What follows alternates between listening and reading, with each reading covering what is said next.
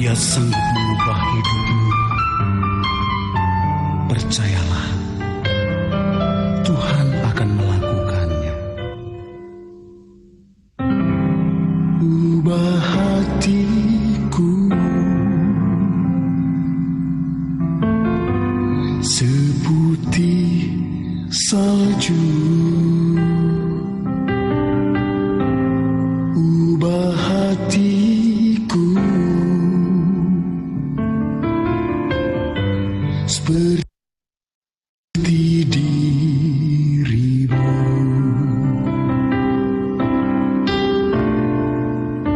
Engkau penjunan ku tanah liat,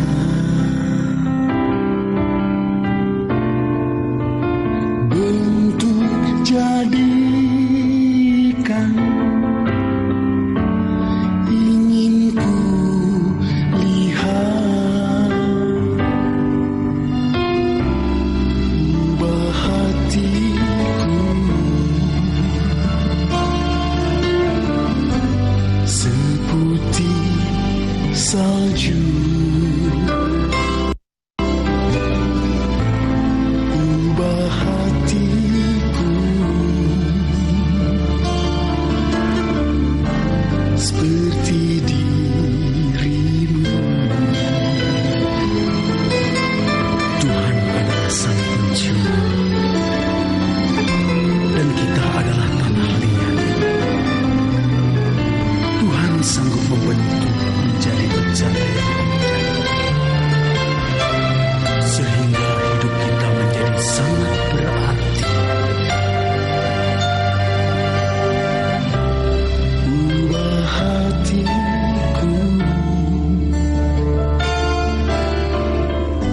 seputih salju.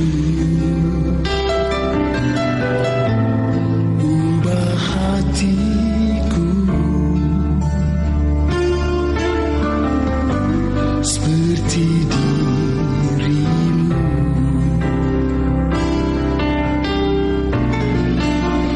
Engkau penjunan ku tanah liat,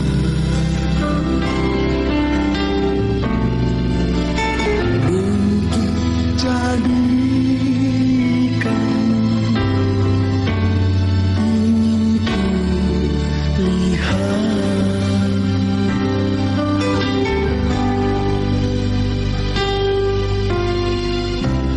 Ubah hatiku seputih salju. Ubah hatiku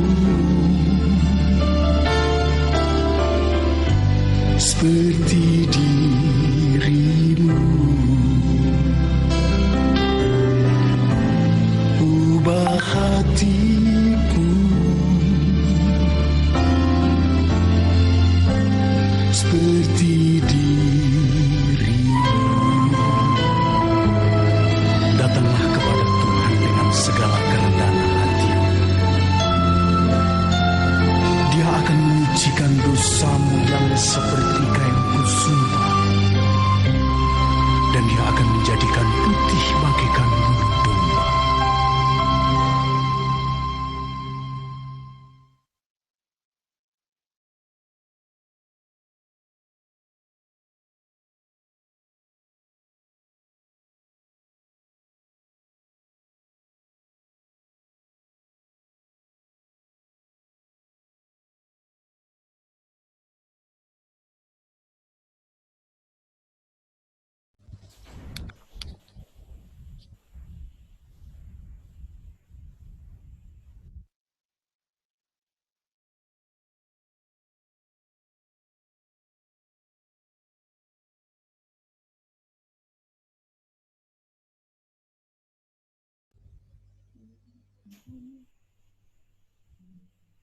Halo, suara saya bisa didengar?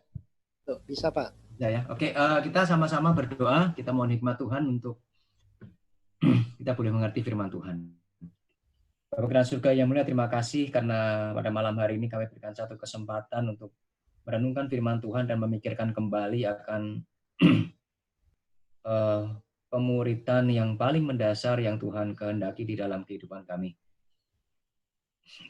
Buka hati dan pikiran kami untuk firman Tuhan, dan terlebih lagi berikan kami kekuatan untuk melakukannya di dalam kehidupan kami. Sehingga kami bukan hanya menjadi anak-anak Tuhan yang mengerti atau menghafal firman Tuhan, tetapi kami boleh menjadi pelaku-pelaku firman di dalam keluarga kami dan dalam seluruh kehidupan kami. Terima kasih Bapak, kami serahkan hati kami, pikiran kami, waktu kami, kekuatan kami ke dalam tangan Tuhan. Kiranya Tuhan yang memelihara, Tuhan yang memberikan tuntunan dan memberikan kekuatan. Dalam nama Tuhan kami Yesus Kristus, kami berdoa dan mengucap syukur. Amin. Oke, saya share screen dulu.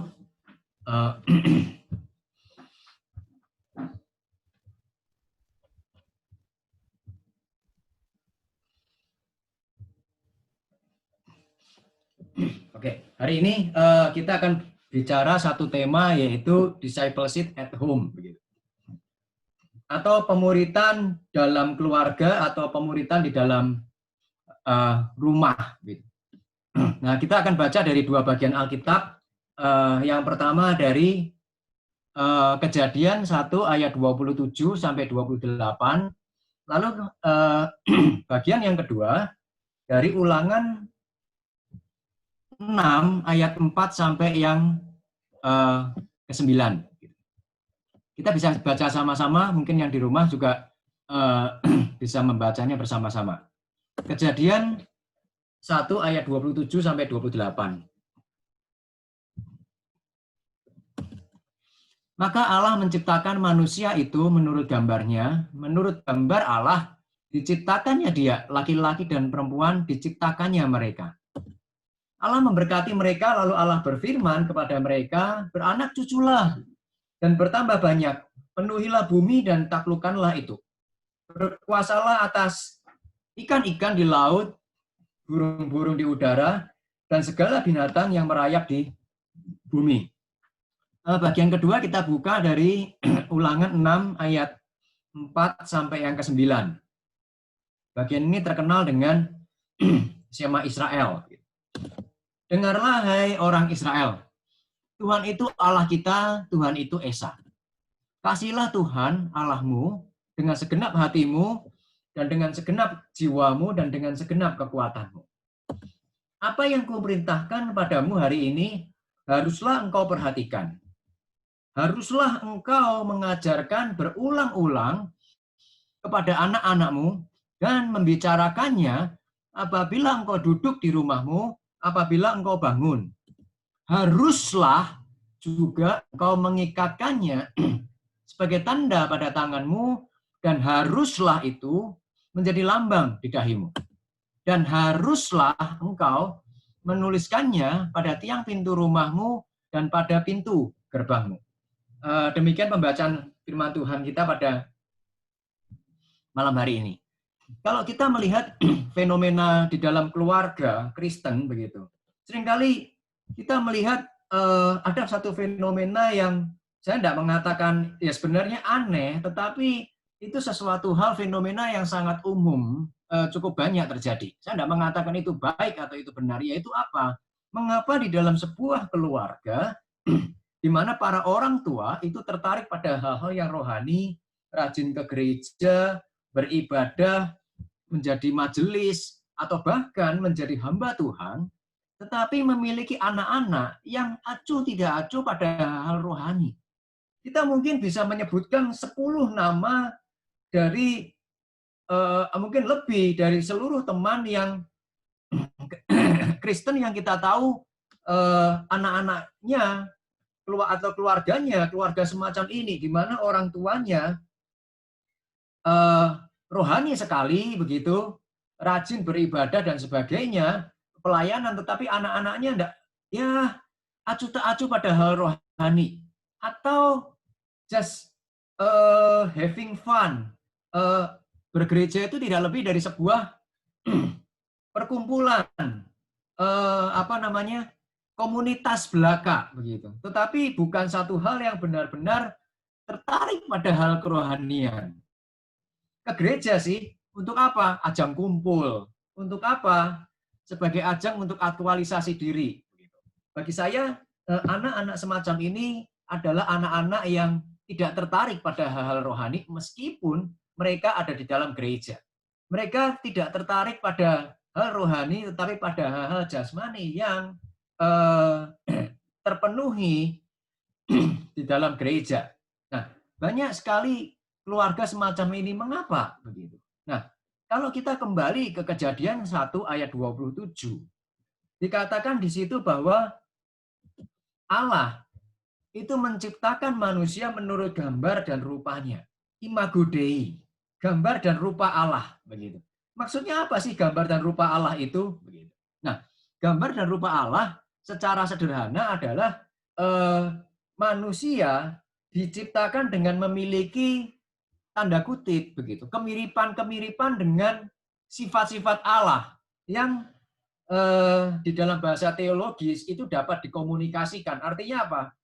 Bahasa sehari-harinya dapat ditransfer begitu, meskipun secara kualitatif tentu saja tidak akan sama. Misalnya apa? Misalnya karena Allah itu adalah Allah yang berkarya, maka kita manusia diberikan satu tanggung jawab kerja. Karena Allah itu adalah Allah yang berhikmat, maka manusia diberikan akal budi. Karena Allah itu adalah Allah yang benar dan adil, maka manusia diberikan the sense of justice, perasaan keadilan. Saya kira tanpa diajarkan sebelumnya, kalau seseorang dipukul begitu, dia merasakan bahwa orang yang memukul dia itu jahat. Kalau seseorang barangnya dicuri, maka dia akan muncul perasaan tidak suka begitu. Kenapa? Dari mana perasaan semacam itu bisa muncul? Karena ada perasaan-perasaan, ada sense-sense yang ditanamkan oleh Allah di dalam diri manusia.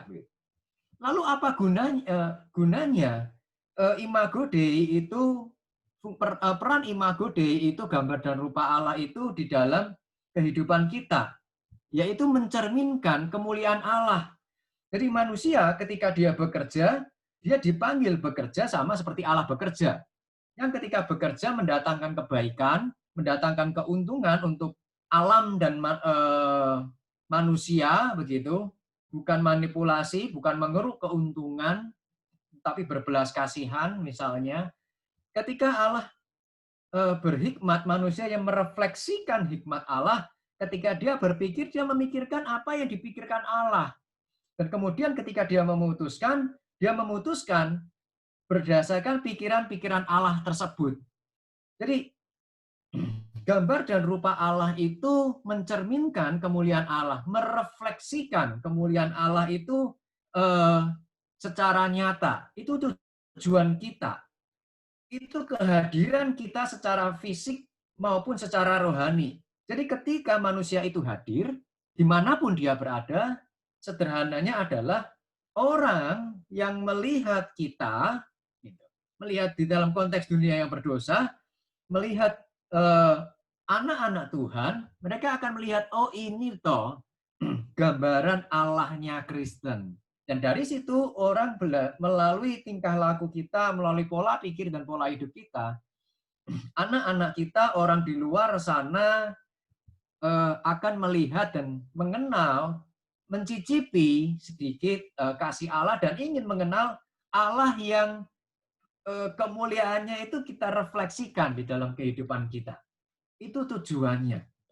Nah, cuman memang kemudian refleksi ini kotor, tercemar, cerminnya buram karena banyak sekali kotoran di situ. Jadi manusia gagal merefleksikan kemuliaan Allah di dalam kehidupannya. Kenapa? Karena reflektornya itu, karena cerminnya tertutupi oleh berbagai macam kotoran, kecemaran, dan dosa.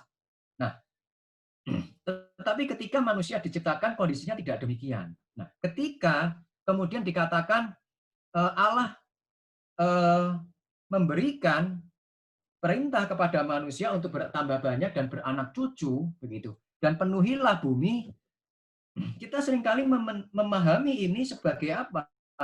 Sebagai sebuah panggilan atau mandat untuk kita beranak cucu, beranak pinak secara jasmani, gitu, secara umum begitu. Jadi manusia punya anak, punya lebih banyak kalau laki dan perempuan gitu kan, kalau memenuhi bumi tidak bisa anaknya dua, mesti lebih 20 mungkin begitu. Jadi buminya penuh begitu. Tentu pemahaman ini tidak salah. Tetapi mari kita hari ini mencoba untuk memahami ayat ini dengan satu makna rohani.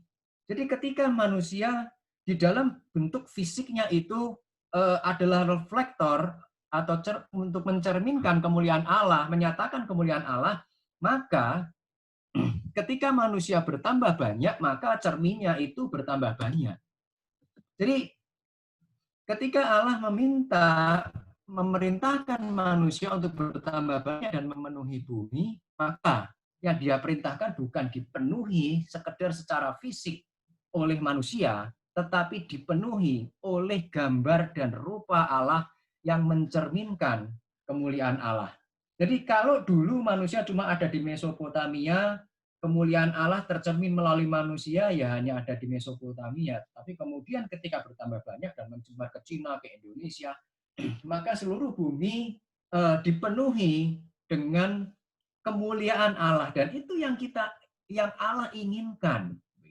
Bukan sekedar memenuhi dunia dengan manusia, tetapi memenuhi dunia, bumi dengan gambar-gambar dan rupa-rupa Allah yang mampu mencerminkan kemuliaan Allah melalui kehidupannya.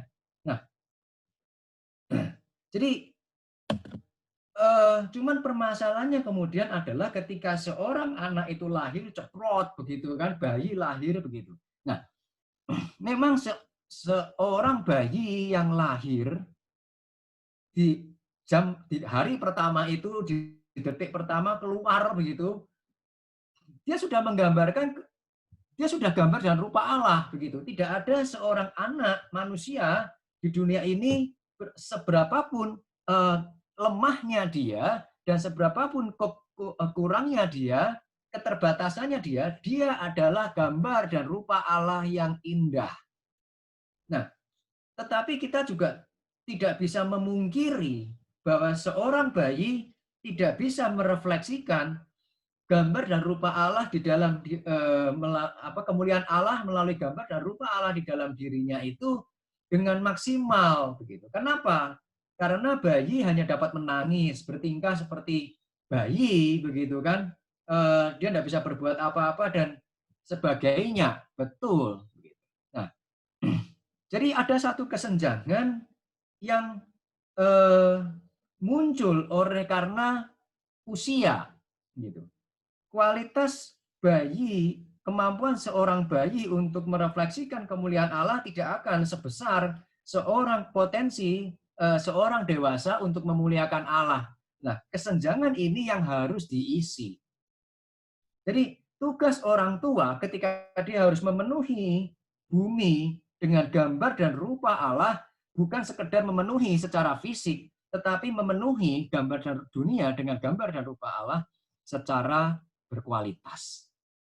Jadi tugas orang tua, ayah dan ibu yang melahirkan anak adalah menjadikan anak yang dengan segala keterbatasannya untuk merefleksikan kemuliaan Allah itu kemudian menjadi seorang anak yang mampu merefleksikan kemuliaan Allah itu secara maksimal.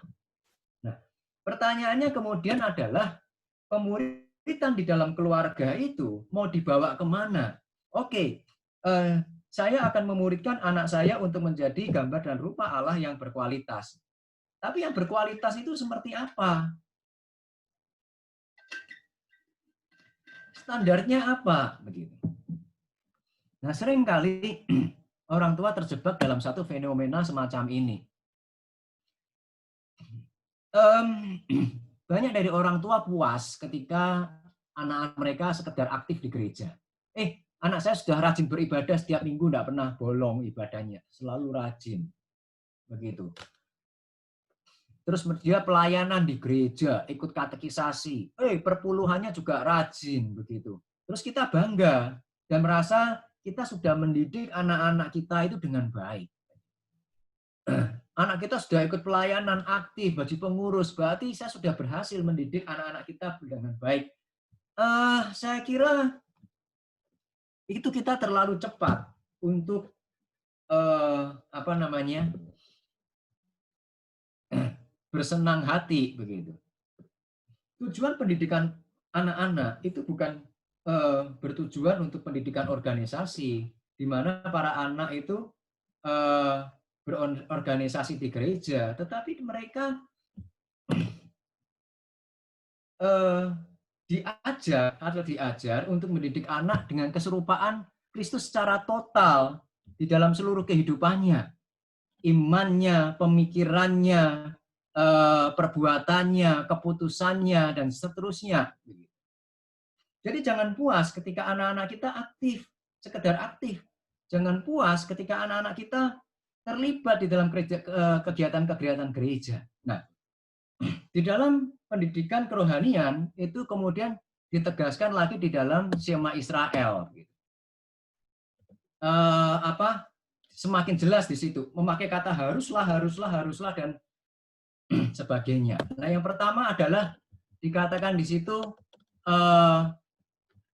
Tuhan itu Allah kita dan Tuhan itu Esa. Itu kalimat yang pertama. Jadi dalam pendidikan keluarga, pemuridan di dalam keluarga, seorang anak diajar untuk mengenal Allahnya dengan benar. Di dalam konteks orang Israel itu tidak mudah. Kenapa tidak mudah? Karena orang Israel itu bangsa-bangsa di sekelilingnya politeis. Sedang orang Israel itu monoteis, itu tantangan. Demikian pula hari ini mendidik keluarga, memuridkan anak itu juga banyak tantangan begitu. Perlu pengetahuan akan Allah, dan di sini gereja bukan menggantikan peran orang tua, tetapi gereja bersinergi dengan keluarga. Dan mendidik keluarga itu bukan sekedar masalah moral, tetapi bagaimana seorang anak itu benar-benar memiliki relasi dengan Tuhan dengan baik. Relasi dengan Tuhan itu bagaimana? Kasihlah Tuhan Allahmu dengan hatimu dan dengan segenap pikiranmu dan seterusnya. Jadi anak-anak bukan sekedar mengenal Tuhan, tetapi dia menjadikan Tuhan itu sebagai penerima atau penikmat kehidupan mereka. Jadikan hidup mereka sebagai alat yang bisa dinikmati Tuhan karena apa? Bukan karena rutinitas, bukan karena keakraban, tetapi karena memang benar-benar anak-anak itu mengasihi Tuhan. Dan seterusnya, dikatakan haruslah engkau memasang berulang-ulang dan seterusnya. Begitu. Jadi mendidik anak harus sesuatu yang berulang terus-menerus di dalam setiap kesempatan. Bukan satu kali. Bagi saya kata berulang-ulang itu mengindikasikan satu hal, yaitu sesuatu yang terencana. Jadi bukan sesuatu yang mengalir, tetapi direncanakan secara rutin, mencari dan perlu menciptakan kesempatan untuk kita mendidik anak-anak kita, untuk kita mendidik keluarga kita. Jangan sekedar serahkan ke gereja.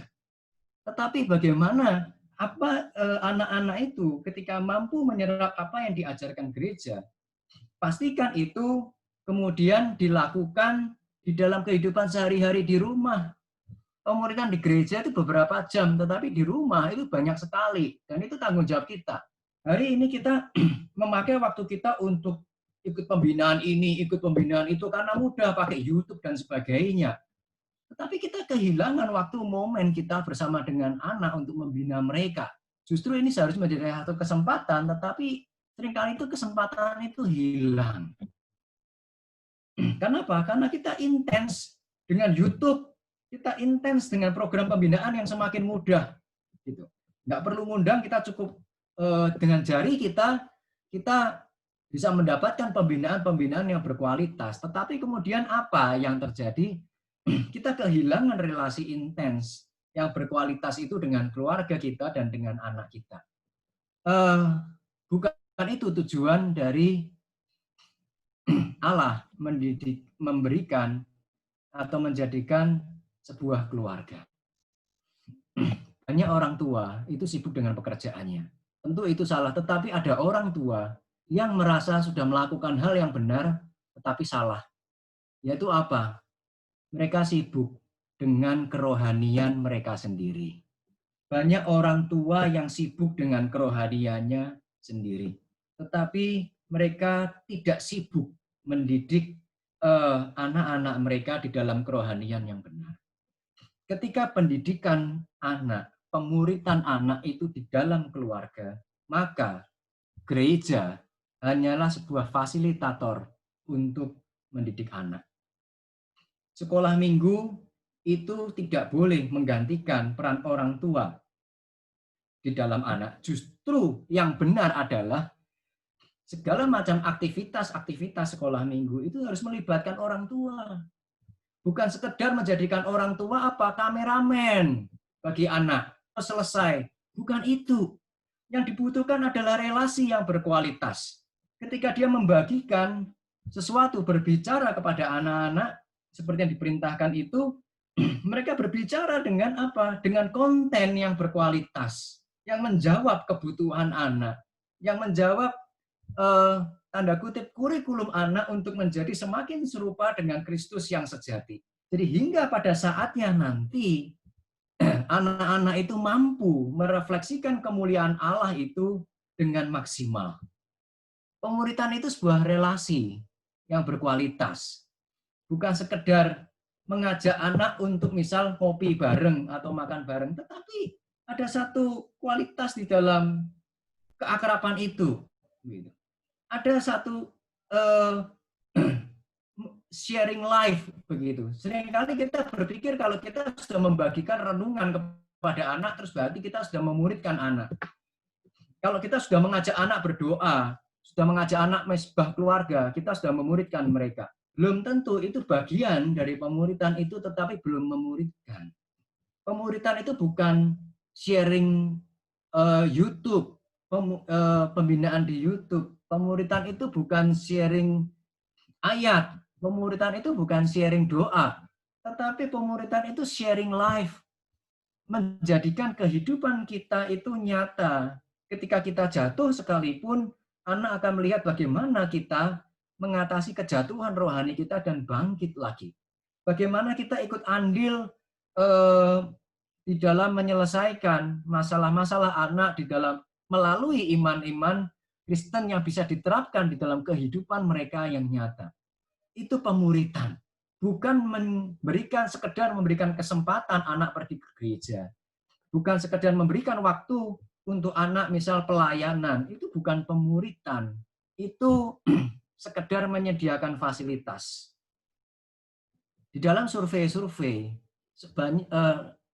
terbukti bahwa seorang anak itu bertobat mengenal Tuhan bukan dari gereja, bukan dari pendeta, bukan dari siapa, bahkan bukan dari teman akrab, tetapi dari keluarganya. Jadi kalau segala sesuatu diserahkan kepada hamba Tuhan, Anda sedang kehilangan atau menghilangkan atau mengabaikan panggilan beranak cucu dan memenuhi bumi itu di dalam kehidupan Anda, di dalam kehidupan kita. Tuhan akan mengatakan, saya memberikan seorang gambar dan rupa Allah ke dalam kehidupan keluargamu, kenapa kau serahkan kepada orang lain? Saya sudah serahkan kepada engkau, jangan lempar itu kepada orang lain. Gereja bukan substitusi dari keluarga. Gereja itu komplementer. Gereja dan keluarga itu bersinergi, bukan menggantikan. Memperlengkapi murid, memperlengkapi keluarga, memperlengkapi orang tua, tetap memperlengkapi anak. Bukan berarti ketika pemuritan dilakukan di dalam keluarga, terus komisi anak hilang, komisi pemuda, remaja hilang. Mereka tetap perlu begitu. Tetapi di dalam konteks pelayanan-pelayanan itu adalah pelayanan yang bekerja sama dan bersinergi dengan keluarga mereka di rumah. Pelayanan yang melibatkan keluarga. Gereja menjadi fasilitator, itu yang ini kan saya jelaskan lagi di khotbah yang hari minggu depannya lagi, begitu, bukan minggu besok. Bagaimana gereja memperlengkapi orang-orang kudus untuk melayani tubuh Kristus, melayani keluarga mereka terutama, memuridkan mereka, mengajarkan ajaran-ajaran yang diajarkan di gereja itu kepada anak-anak mereka, dan memperlihatkan bagaimana ajaran yang diajarkan di mimbar, di persekutuan kita hari ini, PA, itu dipraktekkan di dalam kehidupan keluarga kita masing-masing. Kemarin khotbahnya ini, praktikannya apa? Ini loh. Itu yang kita tunjukkan di dalam kehidupan keluarga kita. Kita mungkin men-sharingkan, hari ini hamba Tuhannya khotbah ini. Terus praktikannya apa? Praktikannya bukan A, ini B, ini dan sebagainya. Tetapi praktikannya adalah tunjukkan itu di dalam 1 minggu. Kita hidup bersama dengan mereka. Dan waktu itu yang sering kali kita hilang di dalam kita memuridkan keluarga kita. Mari kita menjadi anak-anak Tuhan yang mulai memuridkan anak-anak kita. Memuridkan gambar dan rupa Allah yang dititipkan kepada kita. Jika kita tidak memuridkan anak-anak kita, maka otomatis dan pasti pemuridan anak-anak kita itu akan diambil alih oleh dunia yang berdosa. Saya ulangi kalimat ini. Jika kita tidak memuridkan anak-anak kita, maka dunia yang berdosa akan memuridkan mereka. Jadi satu-satunya cara adalah perbaiki kualitas diri kita. Perbaiki iman kita. Perbaiki kerohanian kita.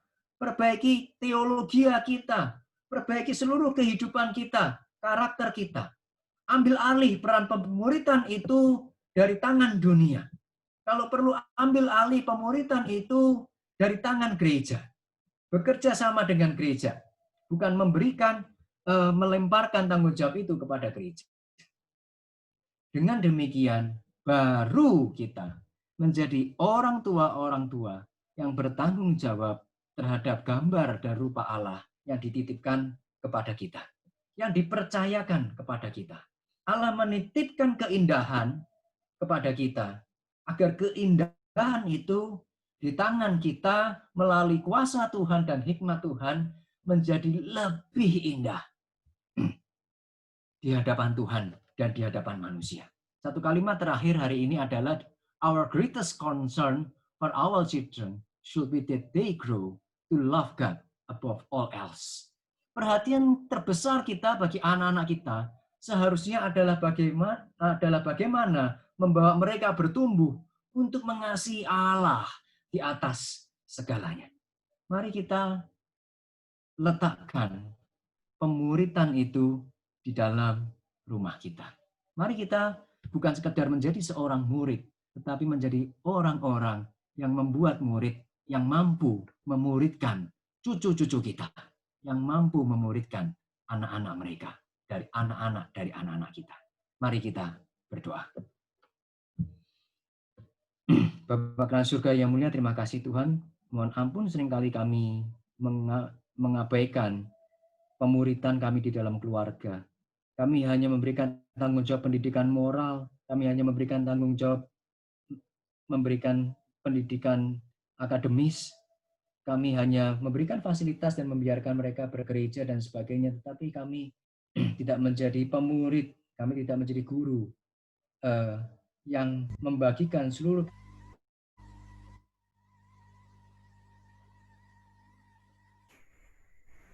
kehidupan bagi anak-anak kami yang semakin hari semakin serupa dengan Kristus dan membawa orang lain, keluarga kami semakin serupa dengan Kristus.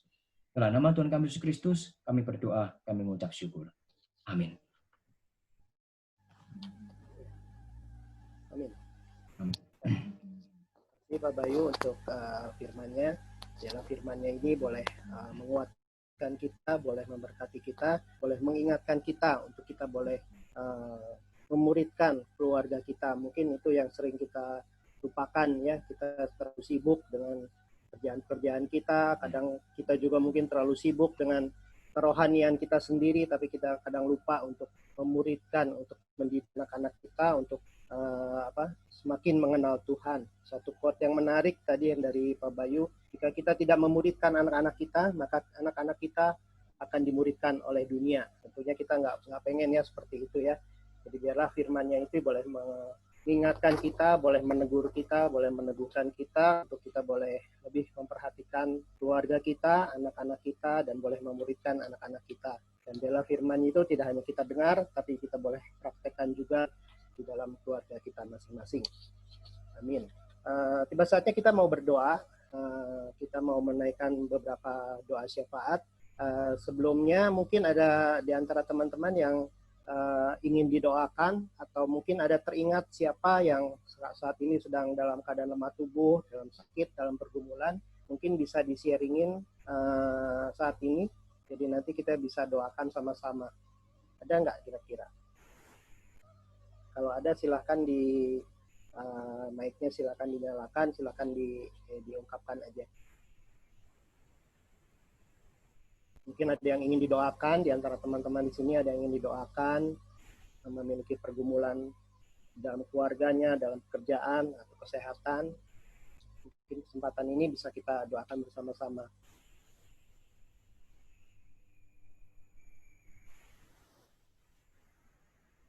Ya, ada? Atau teringat mungkin ada di antara teman-teman kita, saudara-saudara kita yang sedang sakit, yang akan bisa kita doakan sama-sama.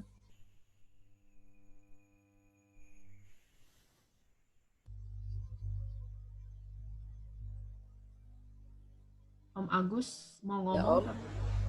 Om, audionya audionya di unmute, Om. Nggak kedengeran, Om. Ya. Ya. Ya, Silakan, Om.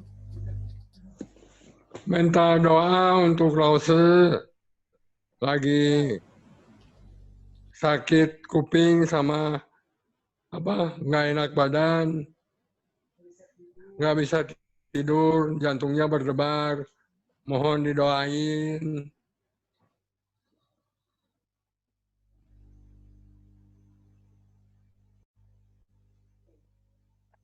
Ya. Lause Lili. Selili, ya, Om. Ya. Nah, Ya, nanti kita doakan ya untuk Lause Lili. nah, terima kasih ya. Yo, sama-sama, Om.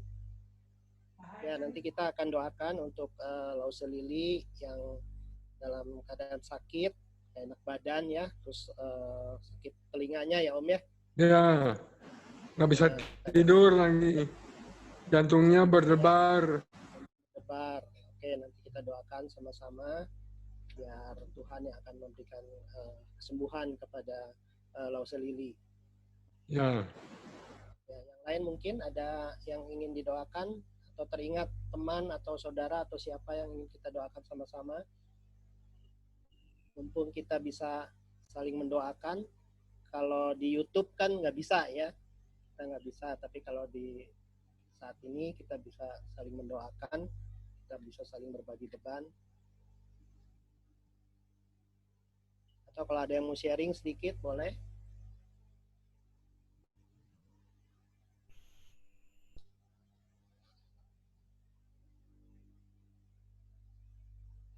Ada? Kayak mungkin di minggu-minggu berikutnya ya. Jadi di minggu-minggu berikutnya, jadi kalau kita adakan lagi persekutuan doa seperti ini, mungkin kita bisa siapkan kira-kira siapa ya yang mau kita doakan gitu. Atau mungkin ada yang sakit atau apapun. Atau mungkin kita juga mau berbagi, mau sharing. Nanti kalau kita dikasih kesempatan untuk persekutuan doa seperti ini, kita bisa saling berbagi.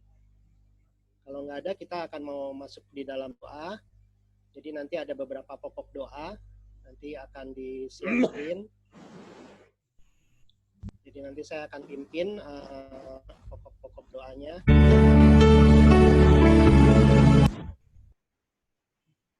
Bersama, kita sama-sama berdoa masing-masing di rumah. Nanti juga ada beberapa yang teman-teman kita yang berdoa secara langsung di tempat ini. Kita mau siapkan hati kita untuk masuk di dalam doa syafaat. Sebelumnya kita sama-sama naikkan pujian arti kehadiran.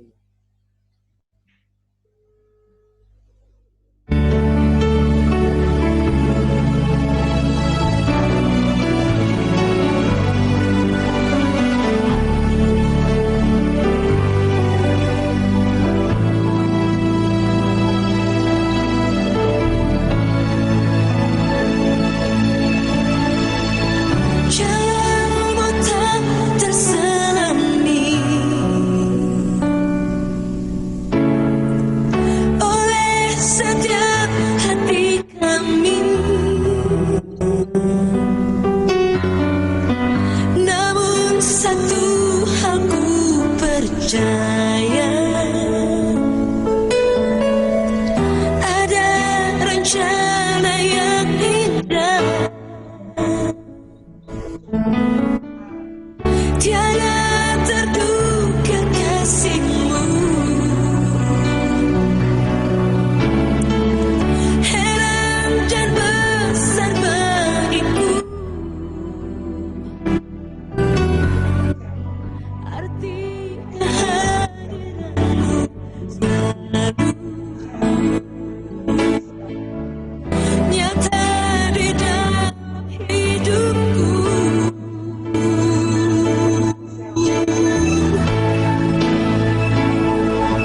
Penyertaanmu sempurna, rancanganmu damai, aman dan sejahtera walau di tengah badai.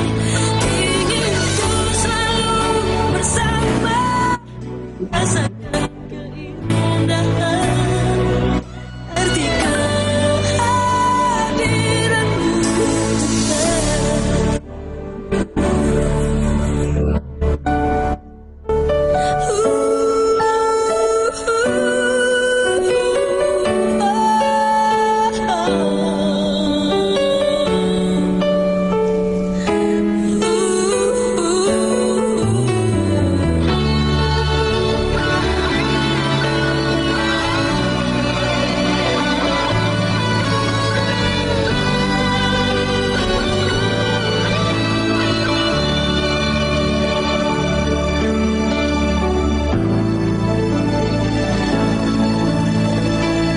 Tiada terduga kasihmu, heran dan besar bagiku, arti kehadiranmu selalu nyata di dalam hidupku.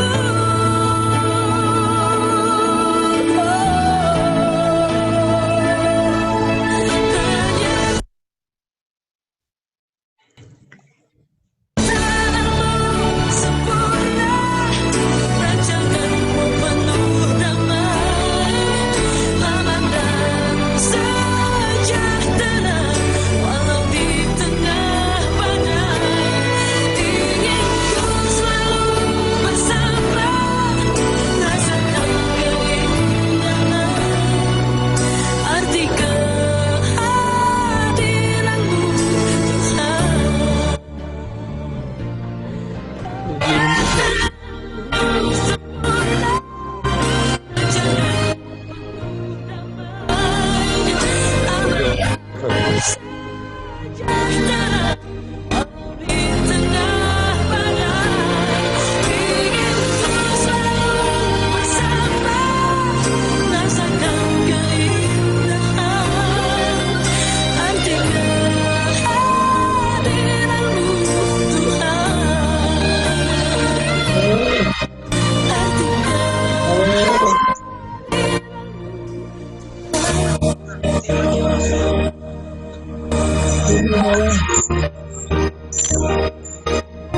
Ya. Ya. Betul ini. Kiri bawah, kiri bawah. Kiri bawah. Kiri bawah. Itu sempurna dan rancangannya penuh. Ya, Apapun kita yang alami saat ini, yakinlah bahwa senantiasa ada penyertaan Tuhan. Baik kita akan masuk di dalam doa malam hari ini. Pertama, mari kita mau mengucap syukur untuk penyertaan Tuhan dalam kehidupan kita selama ini, terlebih selama masa pandemi ini. Kita mengucap syukur ya kalau saat ini kita boleh tetap sehat, kita boleh tetap hati Tuhan, diberi berkat kesehatan, karena pada di masa pandemi ini seperti yang kita tahu, kita mempunyai resiko untuk tertular, dan kita juga memiliki resiko untuk menjadi penular. Oleh karenanya, kalau sampai saat ini kita boleh tetap sehat, kalau saat ini kalau kita boleh tetap ada, sebenarnya kita ada, itu adalah kasih Tuhan kita. Mari kita gunakan kesehatan yang Tuhan berikan untuk menjadi berkat.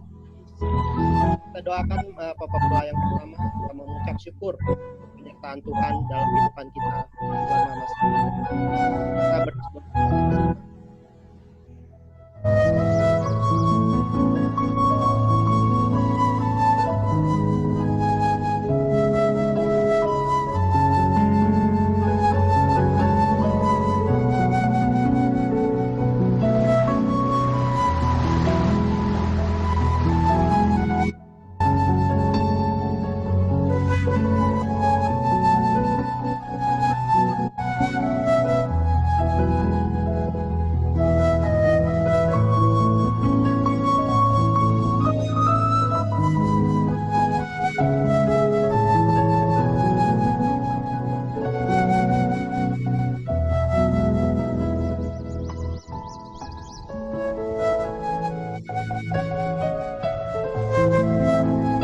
Kita berdoa untuk gereja-gereja yang saat ini beberapa gereja yang sudah melakukan ibadah offline.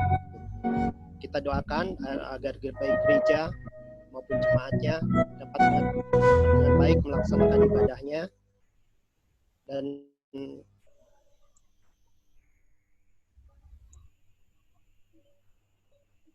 kita doakan untuk doa yang kedua ya, saya bilang ya. Kita berdoa untuk gereja-gereja yang sudah melakukan ibadah offline. Kita doakan agar gereja-gereja maupun jemaatnya dapat melakukan ibadahnya dengan baik, dengan tertib, dan melaksanakan protokol kesehatannya, sehingga peribadatan offline yang saat ini sudah dilakukan oleh beberapa gereja tidak menjadi klaster baru bagi penyebaran virus COVID-19 ini. Kita doa bersama-sama untuk gereja-gereja yang sudah melakukan ibadah offline.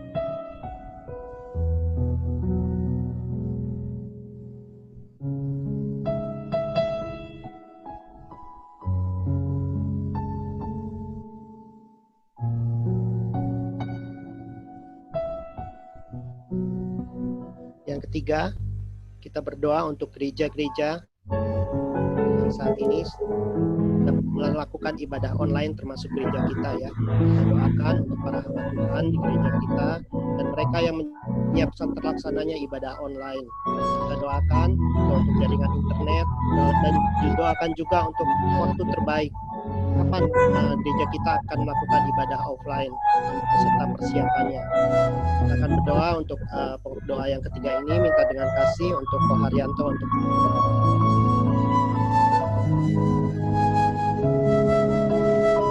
mari kita satukan hati kita akan datang kepada Tuhan, khususnya kita akan berdoa untuk gereja kita, juga untuk teman-teman yang menyiapkan bisa terlaksananya ibadah online ini.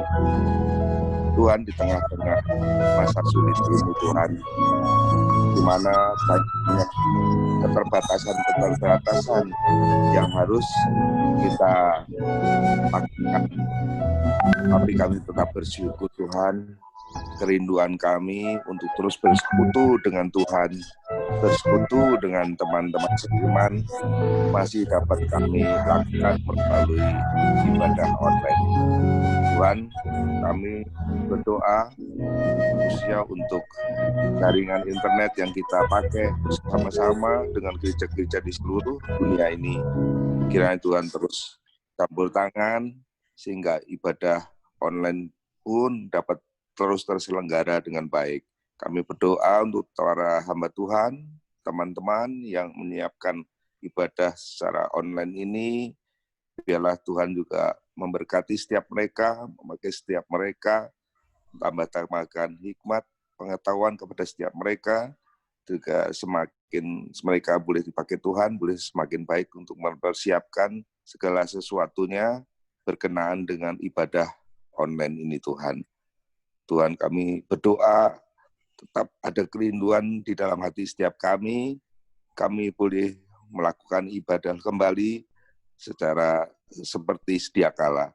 Tuhan, biarlah apa yang kami rindukan ini, kiranya Tuhan juga campur tangan, Tuhan memimpin, sehingga masa ke depan, jikalau di gereja sudah memungkinkan pemerintah untuk memberikan izin gereja-gereja untuk melakukan ibadah secara seperti biasa, biarlah kiranya Tuhan juga memberikan hikmat bijaksana kepada para hamba Tuhan, para majelis, sehingga segala protokol yang harus dilakukannya, kiranya kami bisa memikirkan, kami mau bersiapkan dengan sebaik-baiknya. Terima kasih Tuhan, kami sungguh serahkan kerinduan kami ini, khususnya kita dapat kembali beribadah, kami dapat kembali bersekutu dengan Tuhan, kita dapat kembali bersekutu dengan teman-teman seiman. Biarlah kiranya Tuhan sendiri yang memberikan waktu yang tepat, sehingga kami pun bisa melakukannya kembali. Terpujilah nama-Mu Tuhan Yesus, hanya di dalam nama Tuhan Yesus yang menjadi arah dan juru selamat kami yang hidup, kami alaskan doa permohonan ini. Amin. Selanjutnya kita juga doakan untuk tahun ajaran baru bagi anak-anak kita, bagi siswa-siswa SD hingga SMA, yang saat ini masih dilaksanakan secara online. Yang kita doakan agar sekolah bisa menyiapkan materi pembelajaran jarak jauh dengan baik, dan setiap anak-anak kita, setiap siswa juga dapat mengikutinya dengan baik. Walau mungkin ini tidak sempurna dengan sekolah tatap muka, tapi biarlah kita doakan agar pihak sekolah maupun juga anak-anak, siswa-siswa boleh benar-benar disiapkan untuk mereka memasuki tahun ajaran baru dengan secara online ini. Kita doakan bersama-sama untuk hal ini.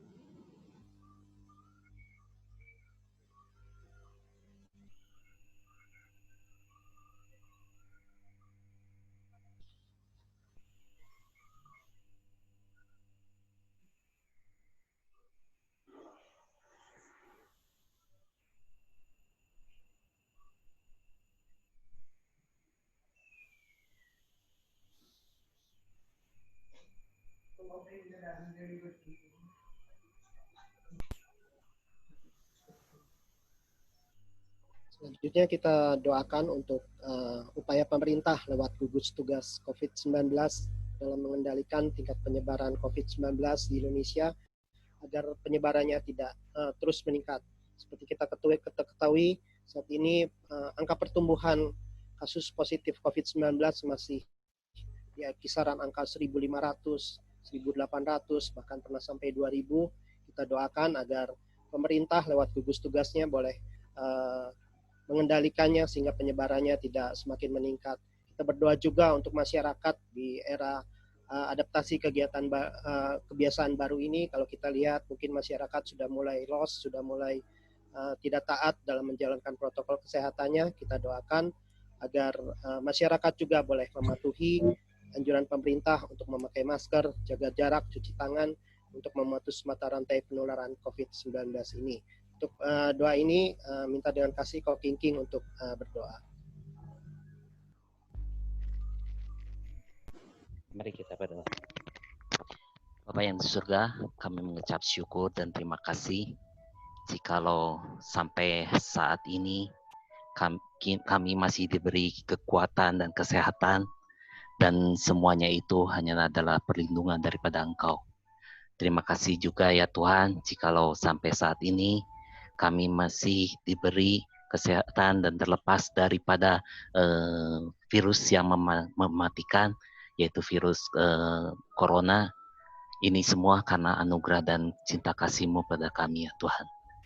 Pada malam hari ini kami berdoa secara khusus ya Tuhan, untuk kami semua, biarlah kami juga dapat diberi hikmat bijaksana untuk turut serta dalam membasmi penyebaran virus ini dengan taat akan perintah yang diberikan oleh para pemerintah untuk kami dapat terus menjaga kesehatan kami dengan menjaga jarak dan juga dengan apapun yang telah diinstruksikan oleh pemerintah.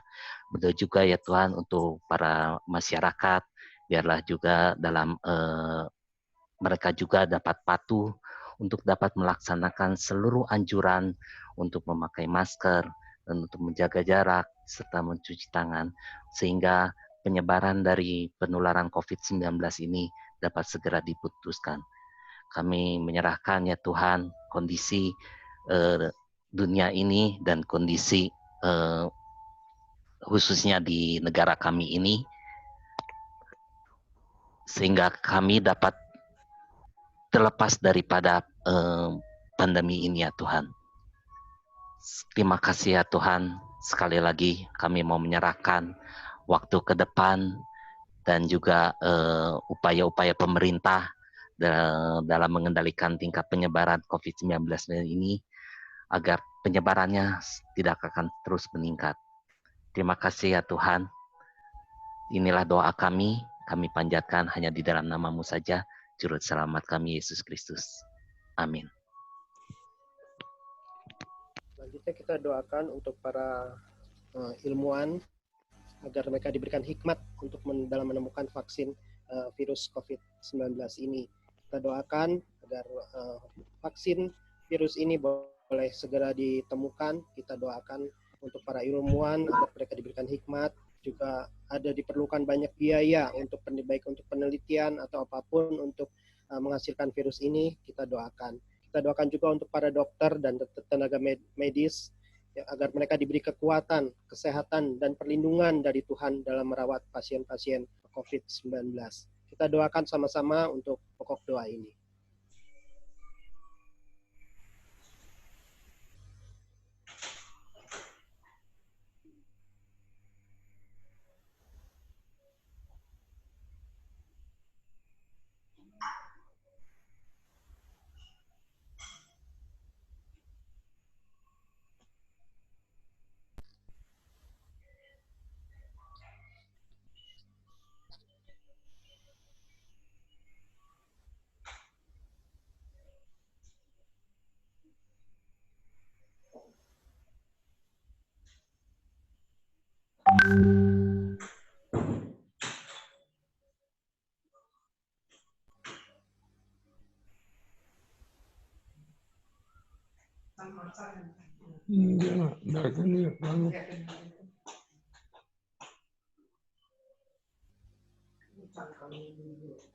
Terakhir kita akan doakan untuk jemaat Kanaan, untuk mereka yang saat ini sedang dalam pergumulan, yang saat ini dalam sakit. Kita doakan juga untuk Lause Lili yang saat ini dalam keadaan lemah tubuh, untuk sakit telinganya, juga untuk istirahatnya, untuk tidurnya yang tidak bisa tidur, dan juga jantungnya yang berdebar-debar. Kita doakan agar Tuhan yang akan memberikan kesembuhan pada Lause Lili. Untuk pokok doa nomor 7 yang terakhir ini, minta dengan kasih Pak Jem untuk pimpin dalam doa, yang kemudian sekaligus untuk menutup persekutuan kita pada malam hari ini.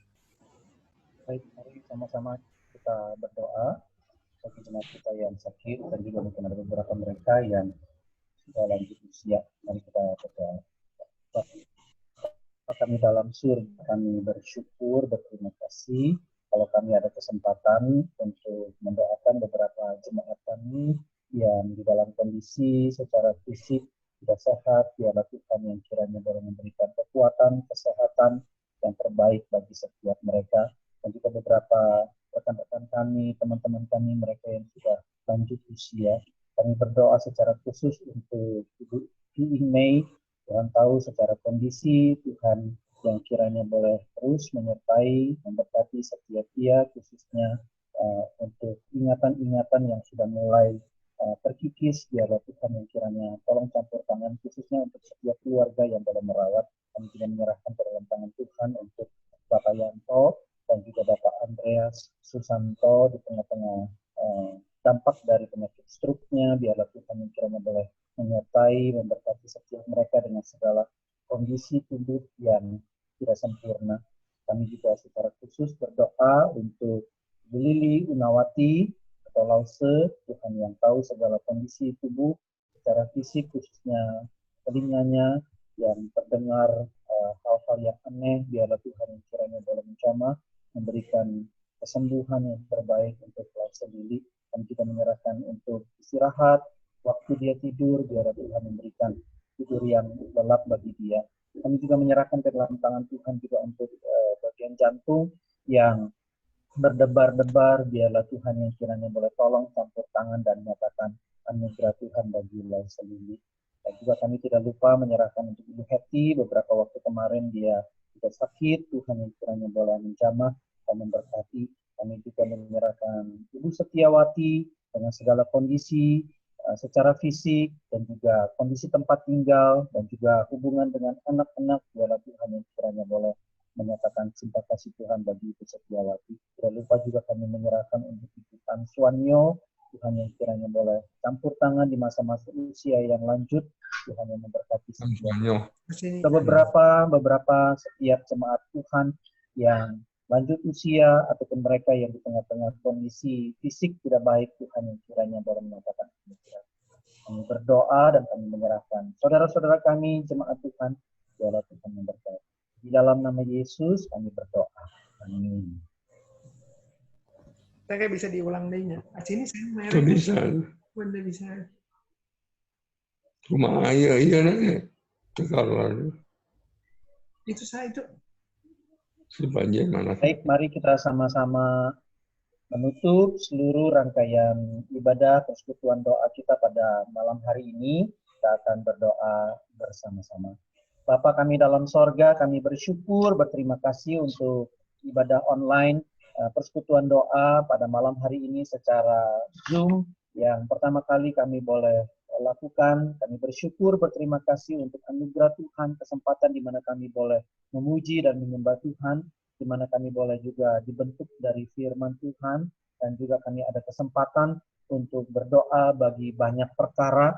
Biarlah Tuhan yang kiranya boleh memberkati setiap apa yang sudah kami kerjakan sepanjang malam hari ini. Dan kami menyerahkan ke dalam tangan Tuhan istirahat kami, biarlah Tuhan yang kiranya boleh memberikan istirahat yang terbaik, sehingga kami besok pagi diberikan kekuatan, kesehatan yang daripada Tuhan. Dan biarlah kasih karunia yang daripada Tuhan Yesus Kristus dan kasih Allah di dalam persekutuan Allah Roh Kudus menyertai setiap kami dari sekarang sampai selama-lamanya. Amin. Oke, terima kasih Pak Jem. Terima kasih untuk teman-teman semua yang sudah sama-sama kita boleh berdoa, boleh bersekutu di tempat ini. Mohon maaf kalau ada beberapa yang tadi yang kita terkendala, baik dalam hal mungkin suara atau apapun. Mohon maaf kalau untuk yang pertama ini mungkin agak kurang lancar. Jadi mungkin ke depan kita doakan sama-sama bisa lebih baik lagi daripada dari yang sekarang. Oke, selamat malam untuk selamanya, untuk semuanya. Sorry. Oke, silahkan untuk kembali kepada aktivitas masing-masing. Tuhan memberkati. Sampai jumpa minggu depan. Nanti tunggu pengumuman di grup. Apakah kita akan Zoom atau kembali ke YouTube lagi, nanti sama-sama tunggu pengumumannya.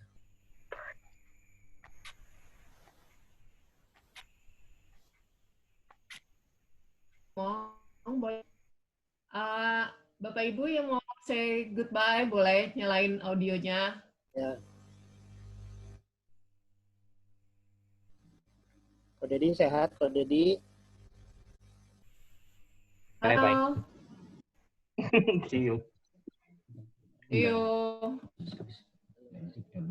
Lama nggak ketemu ya. Halo. Dan apa? Dua sejoli. Gimana sama Rosita Halo malu-malu Pak tuh. Jen. Mana Yohan Rosita? Oh, Pak Awun. Shalom Halo. Pak Bayu. Lagi di mana Pak Yuk. Awun? Di rumah? Jadi Jadi Oh shalom Pak James. James. Oh James. Oh yuk. tapi ini gimana Halo, supaya halo. kelihatan semua? Imagine. Mecan, apa kabar? Galaksi siapa ya? Ini mungkin ada yang lain. Coba kita geser ke sana. Oh itu kan. Ini Yohan dan Sita ya. Ya. Oke. Terus ke sebelah sini. Udah videonya Yohan, malu-malu. Udah keluar. Oh, udah keluar tadi. Nih.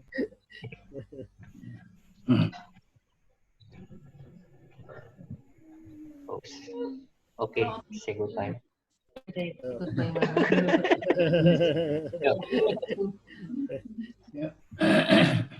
Galaxy A70 itu Cilimsia ya?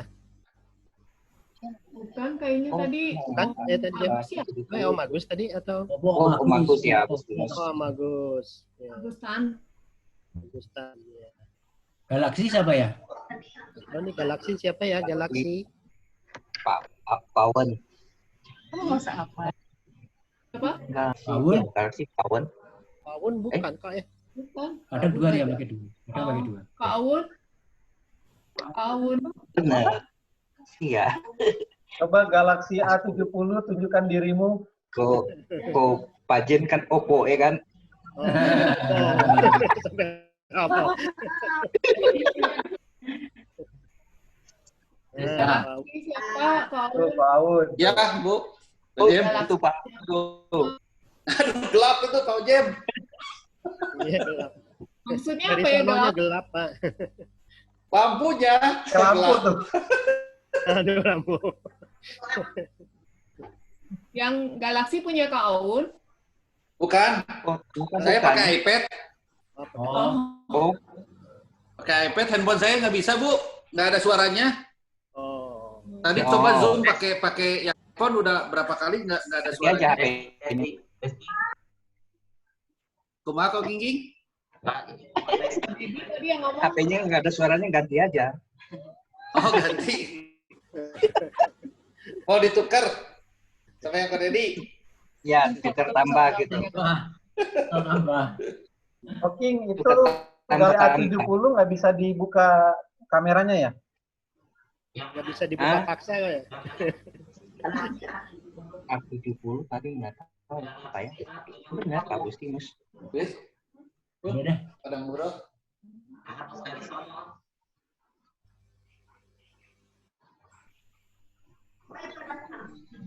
Igres kemana Kak Awun? Ini kita harus geser. Ini ada, Cigris, dari ada. layarnya supaya kelihatan yang lain. Ini Ini satu layar tadi juga cuma ikut. Oh, sip. Tadi ikut.